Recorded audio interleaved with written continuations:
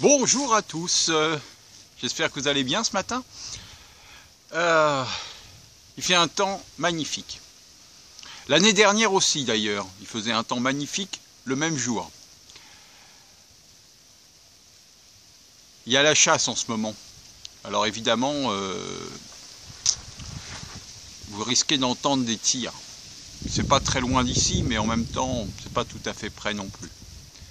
Enfin, ils s'amusent, ils profitent. Ils profitent du beau temps. Ils vont. Tout va bien. Aujourd'hui, j'aimerais m'entretenir avec vous sur une chose qui circule beaucoup sur Facebook en ce moment, concernant le vide. Alors pourquoi le vide? Eh bien parce que souvent, même très souvent, et c'est bien ça le problème, c'est que on ne fait pas suffisamment de vide en soi pour avoir de la nouveauté, pour pouvoir faire rentrer à l'intérieur de nous des nouvelles choses, des choses de nouvelles choses, pas forcément plus, mais en tout cas des nouvelles choses. Voilà. Et alors, ça peut concerner tous les domaines de la vie, y compris, donc bien sûr, l'argent, l'amour, le fait qu'on soit juste bien là où on est. Et puis, même la nourriture, même le fait de fumer, le fait de boire, ou enfin, bref, voilà. Alors, ce qui se passe, et c'est là que je voudrais essayer d'être clair, un peu compliqué en ce moment, hein. En fait, pourquoi il faut faire du vide? Donc, je viens de vous le dire, pour faire rentrer de la nouveauté en nous. Mais en même temps, ce qu'il s'agit de respecter, c'est justement la place qui est en nous, c'est-à-dire le vide qui est en nous. Ne pas chercher absolument à combler ce vide. C'est ce qu'il y a de plus respectueux envers nous-mêmes. C'est ce qui va nous permettre d'avancer en se connectant au plus profond de nous pour laisser émerger l'intuition qui va nous permettre de remplacer ce vide, de pouvoir le combler. Mais laisser les choses se faire. Et ça, c'est très... J'aime pas le mot très, hein, vous savez bien, je suis pas tellement superlatif, mais bon, en même temps, voilà, il est sorti comme ça.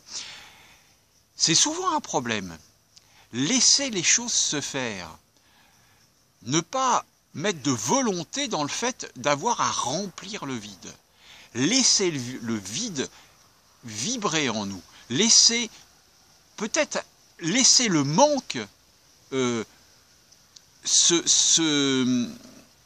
s'exprimer en nous. Parce que si on va trop vite, et c'est un peu là-dessus que je veux en venir, si on va trop vite à vider, à remplir le vide, qu'est-ce qui va se passer? Eh bien, on risque, et ça je crois que je peux dire que j'en ai fait les frais souvent, on risque de répéter la même chose que ce que l'on a fait, on risque de refaire exactement l'erreur que l'on a faite par le passé. Et ça c'est vraiment dommageable, et c'est uniquement parce qu'on ne se respecte pas suffisamment, et on ne respecte pas suffisamment le rythme qui nous est, on peut dire parfois, infligé par la vie. Si on ne reçoit pas, on ne comble pas le vide en question, c'est que ce n'est pas le moment. Et donc, il faut laisser faire. Et c'est ça qui va tout changer, qui va donner la maturité à notre être pour accueillir ce qu'il y a de meilleur pour nous. Voilà. Alors, je voulais vous partager ça. Faites-moi vos remarques, dites-moi ce que vous en pensez. Moi, en tout cas, en faisant le vide régulièrement, et plus je fais le vide, plus je sens que je ne suis pas prêt à recommencer, les mêmes bêtises que ce que j'ai fait auparavant.